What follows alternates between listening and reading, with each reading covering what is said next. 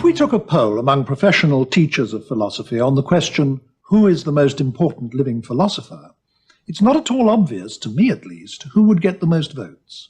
But we can be fairly sure about some of the names that would be in the top half dozen. Quine, Popper, Jean-Paul Sartre, Chomsky probably, though strictly speaking he's not exactly a philosopher. Well, the first of those names, and one on which I'd lay pretty short odds, is that of Willard van Orman Quine, one of the professors of philosophy at Harvard. Quine was born in 1908 and is still highly productive, so he's had a long career, and it's by no means over yet. He's published innumerable articles and over a dozen books, the best known of which are From a Logical Point of View, published in 1953, and Word and Object, published in 1960. First and foremost, he's a logician, and the original contributions to the subject which made him famous are for the most part highly technical and not really accessible to the layman, though they always had their ultimate roots in problems fundamental to philosophy. However, in the latter part of his career, he's become more overtly interested in philosophy in a more general sense. And I thought it would be uniquely valuable in this program to have a philosopher at the very summit of world reputation talking about the basics of philosophy and of his own activity. Professor Quine, what do you regard as the central task or tasks of philosophy? I think of philosophy as concerned with our knowledge of the world and the nature of the world. I think of philosophy as attempting to round out the system of the world, as Newton put it. There have been philosophers who have thought of philosophy as somehow separate from science and as providing a firm basis on which to build science.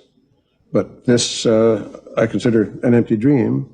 Science, much of science, is firmer than philosophy is or can even perhaps aspire to be. I think of philosophy as continuous with science, even as a part of science. Well, if it's continuous with science and even part of science, how does it differ from the rest of science? It differs in generality and in abstractness. Science is a continuum extending from history and engineering at one end, if we think of science broadly, to such abstract pursuits as philosophy and mathematics at the other. Philosophy considers the question of the nature of cause, for instance, where physics contents itself with finding causal relations between specific sorts of events, biology between other sorts of events. Again, whereas the zoologist will tell us that there are wombats and the physicist will tell us that there are electrons, the mathematician will tell us there are no end of prime numbers. The philosopher is interested rather in what sorts of things there are altogether.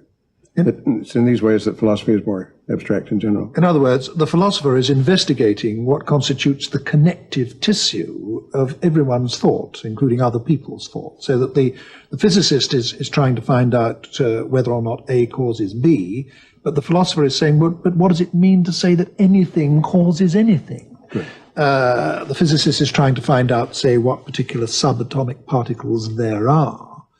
And the philosopher says, but what does it mean to say of anything that it exists? Yes. It's at this level of complete generality that the philosopher's investigations occur. Is that right? Yes. Now, do you include in this, or do you exclude from it, the age-old questions of how the world got here in the first place, or how life began? I exclude these from philosophy. How the world began is a problem for the physicist and astronomer, and of course there have been conjectures from that quarter. How life began is a problem for the biologist, on which he's made notable progress in recent years.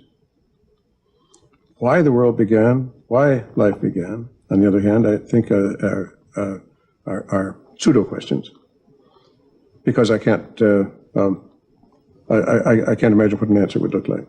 And you think that because there's no conceivable answer to these questions, they are, so to speak, meaningless questions? Yes. Yes. So in other words, you regard the central tasks of philosophy as the analysis and elucidation of concepts that are central to various fields of human activity, and also, in particular, notions like what it is for something to be a cause of something else, what it is for something to exist, what it is for something to be, shall we say, a scientific law, the most general notions that are, as it were, the connecting tissue of thought and that we have to use and have to employ in the specific activities that people like scientists, or it could even be politicians, lawyers, and so on, are engaged in. Is that a correct way of putting your view? Yes, I would agree with that. Do you think that the main or the most important questions that philosophers have to deal with can be grouped under any particular headings? There are two headings, which I think provide an important classification to begin with. There are the ontological questions, as they might be called. Well, I think you'll need to explain that term. These would be questions as to what there is, yes. The general questions as to what sorts of things there are, as well as the question what it means to exist, what it means to exist, for there to be something. And the other classification, the other class would be, might be called the predicative questions. Questions as to what sorts of things can meaningfully be asked about what there is. In other words, you've got two enormous spheres of questioning here, one about what there is, and the other about what we can know about what there is, or what we can say about what there is. Now, and epistemology would be included in the latter. Yes. Now, I think since you've made this distinction, for clarity's sake in our discussion, we ought to cling to it a little, and I think we'll take these two areas one at a time, and we'll take your first one first, the whole group of questions about what there is, what exists, or as you say, what is called ontology by philosophers. Although there are innumerable theories about this, I think it's fair to say that throughout the history of the subject, there have been two broad opposing views in matter of ontology, between what you might very roughly call materialists and what you might call idealists. I mean, although there are innumerable different versions of both doctrines, you do have on the one hand a view that reality consists of matter, or material objects, in space and time, which exist independently of anyone's or anything's experience of them. And on the other hand, you have a view of reality as consisting ultimately in spirits, or minds, or as existing in the mind of God, or as being put together in our minds. Now, can I put very crudely the $64 question to you and ask you which side you're on? I'm on the materialist side. You're the materialist, yes. Yes, I hold that physical objects are real and exist externally and independently of us. I don't hold that there are only these physical objects. There are also abstract objects, objects of mathematics that seem to be needed to fill out the system of the world. But I don't recognize the existence of minds, of mental entities, in any sense other than as attributes or activities on the part of physical objects, mainly persons.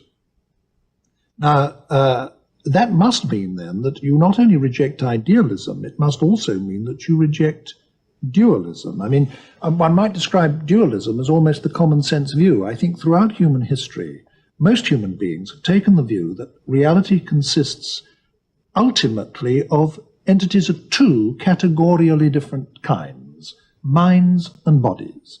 And as far as we know, in all civilizations, past and present, most people seem to have thought this, that there were bodies and that there were minds, and that these were two fundamentally different kinds of thing. Now, that's what is meant by the term dualism.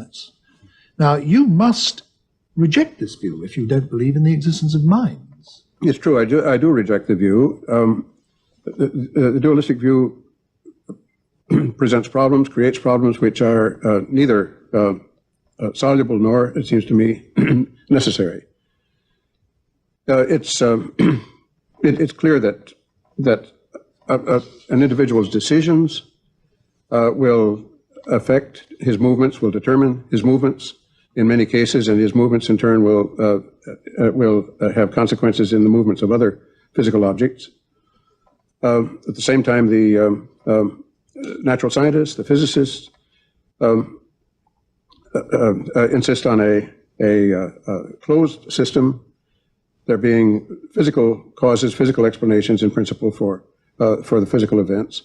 They allow no place for the incursion of influences from outside the physical world.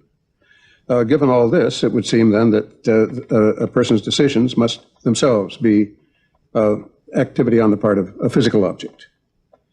The alternative of rejecting this basic principle of physical science to the effect that every change is that there's no change without a change in the distribution of microphysical properties over space-time, over space.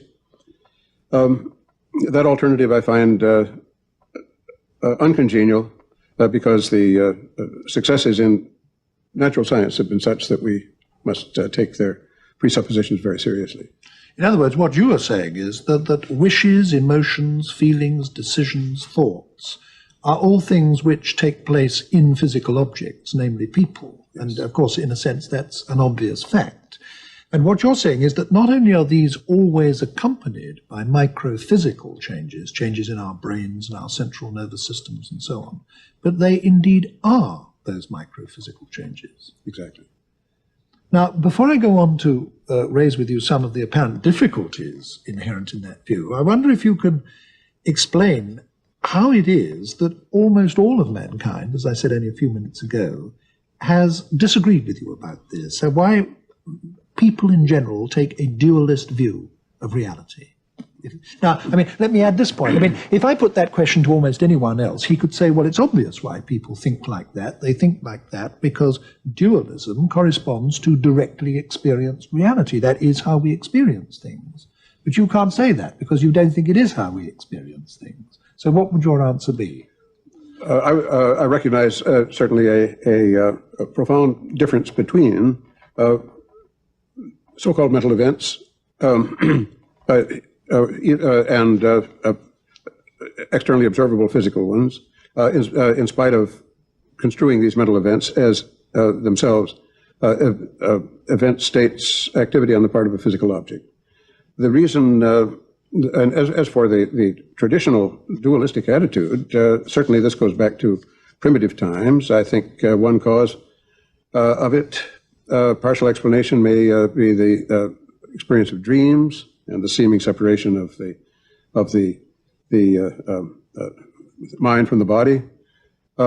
In that state, certainly animism antedated science. Thales, the first of the Greek philosophers, is said to have said that all things are full of gods. Primitive peoples today are said to be animists very largely, and to believe that what we call inanimate objects are animated by spirits. One can even imagine traces of animism in the basic concepts of our science itself. The notion of cause, I suspect, began with the feeling of effort, of pushing on the part of the individual, the subjective feeling, as a mental entity. And force surely had that sort of origin. But as time has gone on and as science has progressed in recent centuries, the dissociation of these concepts from their original mental context seems to have been conducive to great scientific progress. And I think of physicalism as a departure, a product of latter-day science, which of course is a phenomenon that's very uncharacteristic of the history of mankind. But I don't think that the chief reason why most people take a dualist view of reality is to do with dreams or the other things that you've mentioned. I think it's chiefly because we all do have, it seems to me, direct experience of an internal flow of thoughts and emotions and responses and desires and fantasies and memories and so on, which is going on all the time that we're awake, and which is extremely complex, not only in the sense that it may be about complicated things, but also in the sense that there may be several different things going on at once. And I think we're all directly aware of something like this going on inside ourselves. And this doesn't manifest itself in any way in observable external behavior. We are aware of these things, and I'm not denying their existence, but I'm construing them or reconstruing them as activities on the part of physical objects, namely on our part. The fact that these are not observable on the whole from the outside doesn't distinguish them from much that the physicist assumes in the way of internal microscopic or submicroscopic structure of inanimate objects. A great deal goes on that we don't observe from the outside and that we have to account for conjecturally. The important reason for construing all this activity as activity on the part of bodies is to preserve the closed character of the system of the physical world. Does this mean that you deny the real existence of the age-old problem about whether or not we have free will?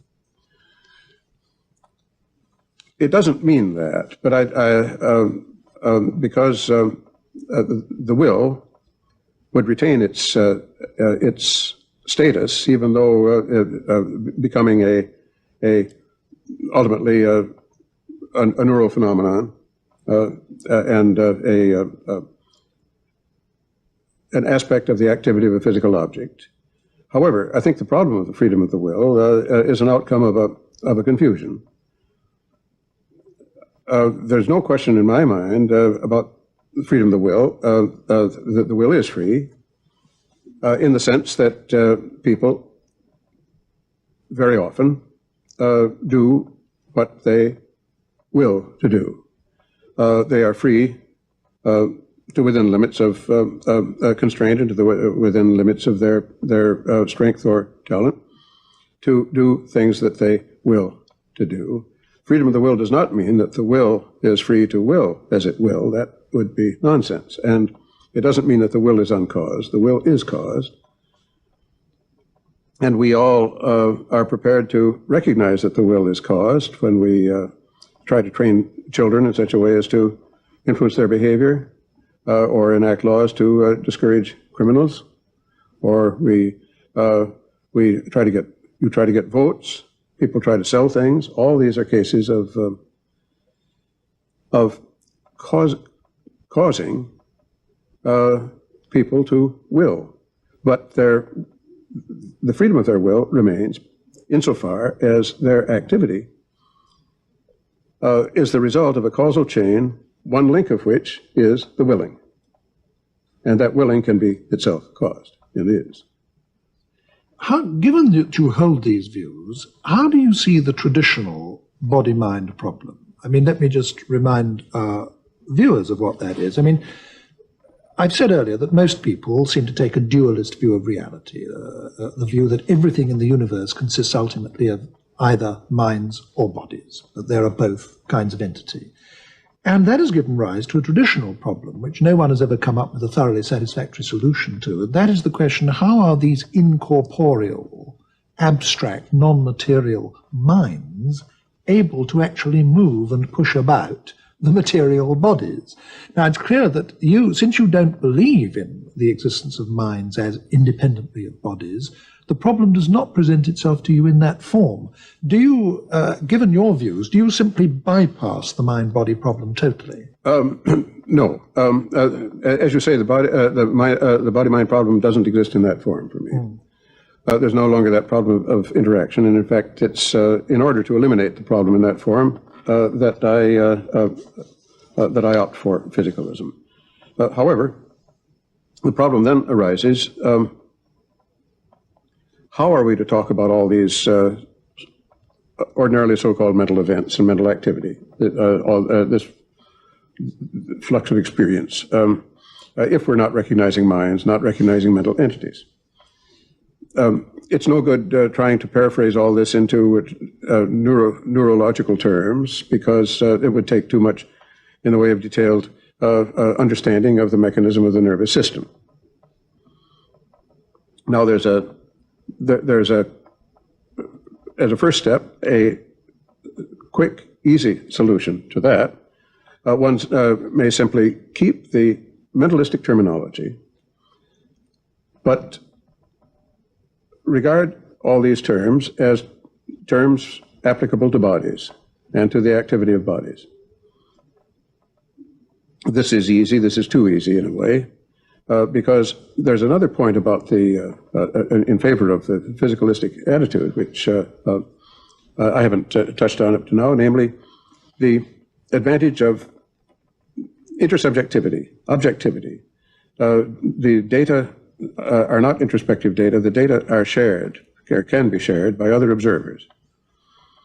It's because of this, in large part at least, that that the natural sciences have been so successful. Now, and introspective psychology has not been comparably successful. Well, now, if we simply take over all the conceptual apparatus of introspective psychology and mentalism, and simply try to excuse it by saying all these attributes or activities of bodies, we're no longer getting the benefit of the intersubjectivity of natural science. However, there's a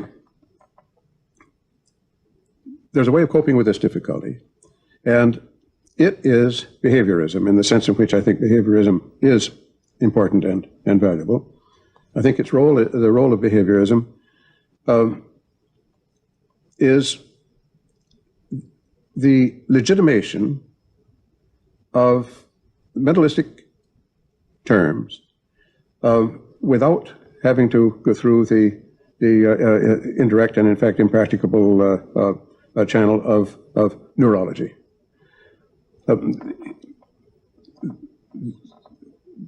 Criteria, intersubjectively observable criteria for mental states are found in behavior, in observable behavior. And that would include verbal behavior, including verbal behavior, yes. And insofar as such criteria are available, we do have the benefits of natural science after all, and this is without full neurological explanation. So the extent to which I'm a behaviorist is in seeing behaviorism as a way of making objective sense of mentalistic concepts. I don't identify the mental states with the behavior. I identify the mental states, rather, with neural states, nor do I regard behavioral accounts as, in the last analysis, explanatory of the mental states, mental phenomena. I think that full explanation of these is to be found, rather, at the neurological level.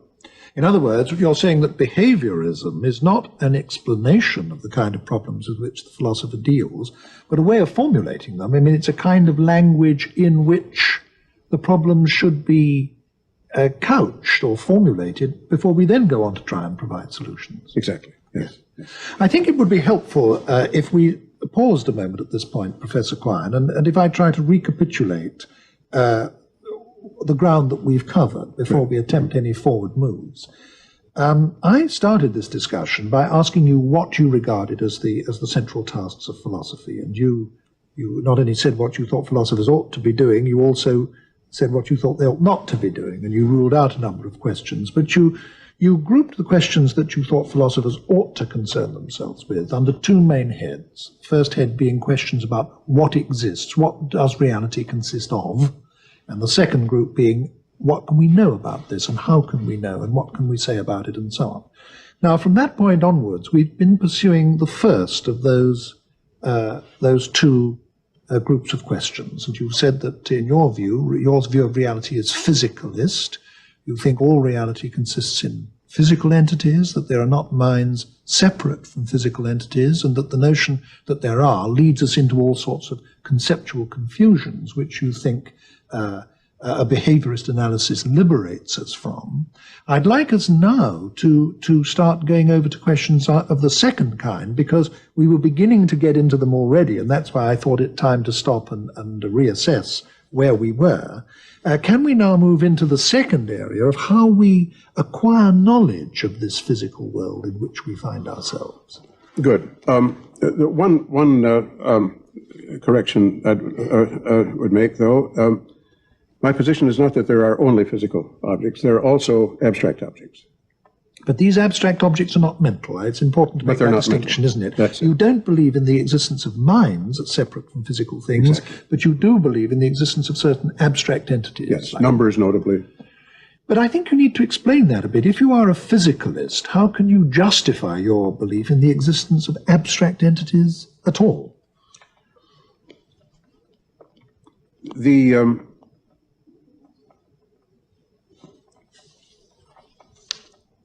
status of sets or classes and numbers and functions, I think from the, again, not from the point of view of the predicative side of philosophy, is not basically different from the status of hypothetical entities such as elementary particles in physics. In both cases, it's a matter of framing hypotheses which imply our past observations, which imply future observations under specifiable conditions, which would then serve to corroborate or refute these hypotheses. And these general hypotheses contain reference not only to the ordinary observable objects, but also to many auxiliary objects, we might say, in the way of unobservable physical particles, and also in the way of numbers and functions, because these come into the formulations, into the hypotheses of a quantitative kind, and even classes or sets. The biologist speaks of genera and species of organisms, and all these entities are furniture of the world, posited on an equal footing in our system of the world. Well, you say on an equal footing, but it does seem to me that there is a very important difference between the sense in which subatomic particles are unobservable and the sense in which, say, numbers are unobservable. And subatomic particles are bits of stuff, but it just so happens, perhaps because of the accident of our optical apparatus, that they're bits of stuff which are too small for us to see. But if we had microscopic eyes or supermicroscopic eyes, perhaps we could see them. And if we had different kinds of fingers, we could pick them up. I mean, they are bits of material. But numbers aren't bits of material, however small, are they? I mean, they are, as it were, abstract through and through. There is nothing but abstraction to them. It's true that there's this discontinuity, but the continuity of ordinary observable objects with the elementary particles is rather more tenuous than had once been supposed, because an elementary particle is too small, for instance, even in principle, to be detected by light, because it's smaller than any wavelength. Furthermore, the behavior of the elementary particles is basically unlike that of larger bodies, so much so that it's, I think, only by courtesy that they're called material. The indeterminacy with respect to whether two segments of paths of an electron are segments of path of the same electron or two different ones. Indeterminacies of position, the antithesis between wave and corpuscle as in the interpretation of light, and other anomalies, something called the Bose-Einstein statistic, all suggest that the analogy of body is an analogy that was useful for extrapolation up to a point, but then the reshuffling, the evolution of hypotheses in the light of further experimentation and further refutations have finally carried us to the point where where the continuity is no longer so evident. I would like to leave that particular point there, Professor Quine, because I want to step back 3 paces in our discussion and take up something which strikes me as being of very much more general interest, that we were talking about a moment ago, and then we got slightly sidetracked, and I think it was partly my fault that we did. I want to go back to the point where you were saying, or suggesting anyway, that the adoption of a physicalist approach to reality, or a behaviorist analysis, a behaviorist way of formulating problems, has the effect of liberating you from the spell of certain entrenched ways of looking at things, which, though they may be part of common sense, are nevertheless mistaken. Now, that's the point I want to take you up at. Can you say what some of the entrenched ideas are from which you believe your approach would liberate us? Good. Liberation is one way of looking at it. A sterner discipline is another way of looking at behaviorism. But at any rate, a major example is the notion of meaning. There's the common sense notion that words somehow convey meanings. How do we know that the same words convey the same meaning to two speakers? We can see that the speakers react in the same way. All this is describable in behavioral terms, but might the meanings themselves be different? What behavioral sense can be made of the question? No behavioral sense, no adequate behavioral sense has been made of it. There are other notions that come similarly into question. Translation. Once the notion of meaning is questioned, the notion of translation becomes more complex. We can no longer say it's simply a matter of producing another sentence that has the same meaning as the sentence that's being translated. The notion of necessity, again, comes into question. Well, there are two kinds of necessity, there are aren't two there? kinds, yes. Logical and causal. Yes, the one commonly is understood as necessity by virtue of the meanings of the words. The sentence is true by virtue of the meanings of the words that it contains. This characterization goes by the board if the notion of meaning does. Then there's the notion of physical necessity, necessity by virtue of physical law. This doesn't depend in the same way on meaning, but by somewhat the same sort of scruples, it also becomes questionable. It's not clear that there's not clear to me that there's a difference between a general truth in the form of a general proposition, general statement, which just happens to be true, and one that is a law. The term necessary, the adverb necessarily, is in very common use, and that suggests that perhaps people have a distinction in mind between two sorts of truth, the necessary and the accidental or contingent. But I think the use of the ordinary use of that word can be explained otherwise. I think it's dependent on situation, on context. One says necessarily and follows it with a sentence. When he thinks that the other person is bound to admit it because of what he already has committed himself to, or because he may be presumed to believe, and this will vary with the context. So you're calling into question such very fundamental notions of our thinking as causal necessity, logical necessity, the idea of a law, the notion of meaning. Yes. The ground is beginning to disappear from under our feet. And I think what I would like to do at this stage, Professor Quine, is ask you to characterize for us as a whole the kind of view of the world that we're coming out with. Can you... Good. Well, now let's proceed again by in terms of that dichotomy between the ontological and the predicational. On the ontological side, what I am assuming, comprise physical objects, a physical object being construed quite generously as the content of any portion, however scattered and discontinuous, of space-time, and all classes of such things, and all classes of such classes, and so on.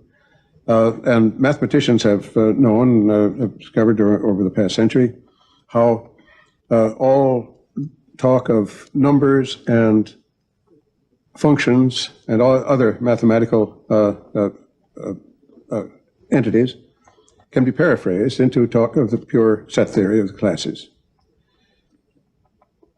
Classes of classes, appropriate ones, can be made to do the work of numbers and of functions and the rest. So we need these.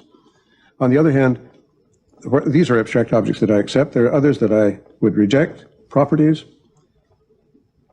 I would reject, because there's the question,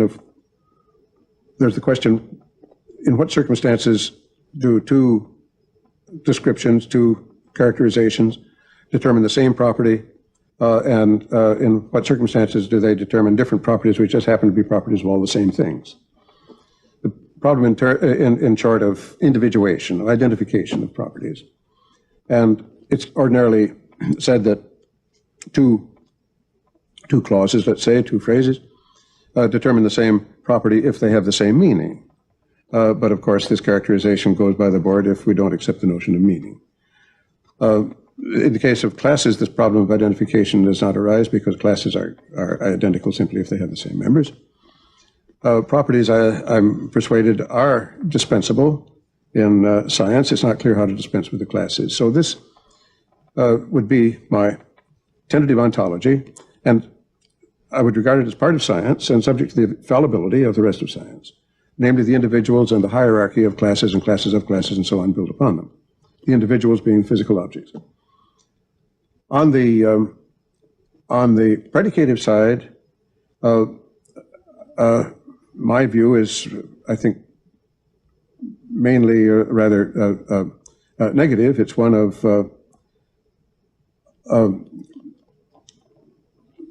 rejecting predicates that have too little in the way of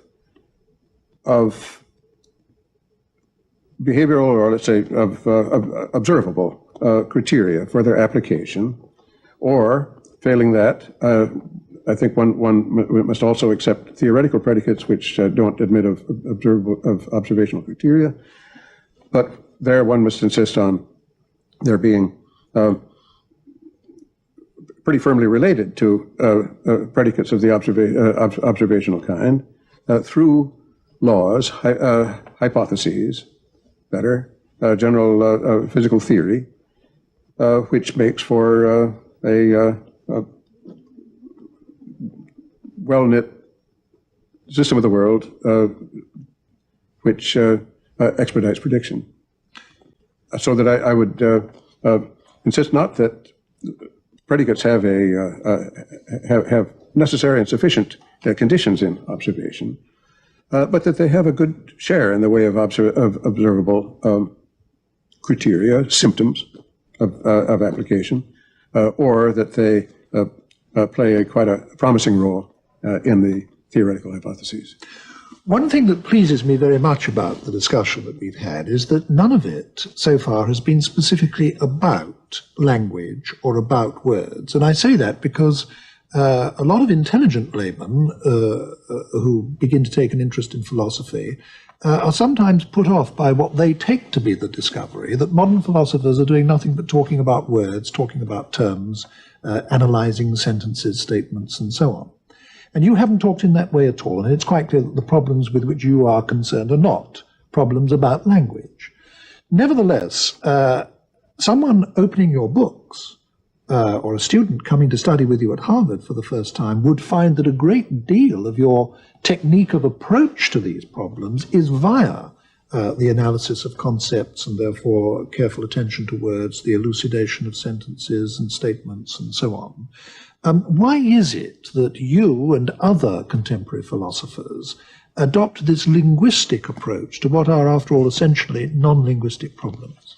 One reason is a strategy that I call semantic ascent, A-S-C-E-N-T. Philosophical issues are often concerned with very fundamental traits of one's conceptual scheme.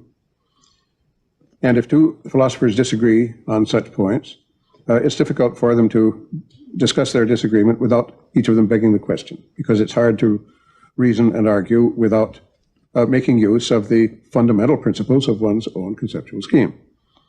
And a way of avoiding or somewhat minimizing this difficulty is the device of moving up one step semantically and talking about words instead of using the words to talk about the things. And if one makes this move, then one can talk about the rival systems as systems of sentences. One can compare them in point of simplicity and in point of inclusiveness, and make a judgment on a shared basis without the circularity, the question begging. Well, we're coming to the end of our discussion now, Professor Quine, but I would like, just before we do literally end, I'd like to ask you if you can say anything at all, perhaps in the light of the discussion we've had up to this point, about what you are currently working on. I'll have to ask you to be briefer than I would like because we have so little time left. But I would like you, before we end, to say something about what you're doing original work on now. Well, at present I've been writing short things in an effort to elucidate some of the points already in my other writings, or to extend and improve them. But there are several problems on which I would like to see someone make breakthroughs. One of them is connected with language, namely the development of some conceptual scheme to take the place of the untenable, old-fashioned theory of meaning. Something new and something more acceptable in the way of theory of what goes into good translation, for instance. This is a job perhaps for linguists, but it's something of philosophical interest, and it's a job also where someone with a philosophical curiosity is apt to be helpful to the linguist. A second one is related rather to psychology. I should like to see a system of concepts developed which would do the work of the old mentalistic idioms of propositional attitude. X believes that P, X rejects that P, X that P, this sort of thing. These idioms are subject to some subtle logical difficulties and complications, and they're very wanting, in large part of their applications, wanting in adequate behavioral criteria. I should like to see, not for general discourse, but for scientific purposes, some apparatus which would serve the same purposes as these and be free of those faults. The third is related rather to mathematics. Somewhat begrudgingly, I accept the apparatus of abstract objects, sets and the rest, as an auxiliary to science because it seems to be needed. But I should like to see a minimum basis, an economical basis, and a very clearly intelligible basis for set theory, which was adequate, just barely adequate, to so much mathematics as is needed in natural science. And it might be that if this were developed, it would, among other things, give us a more intuitive understanding of the so-called paradoxes, the antinomies of set theory and their solutions, such things as Russell's paradox, which are familiar to some of our viewers, I'm sure, and not to all, so that might be a good place to stop. Well, we will have to stop. Thank you very much, Professor Quine.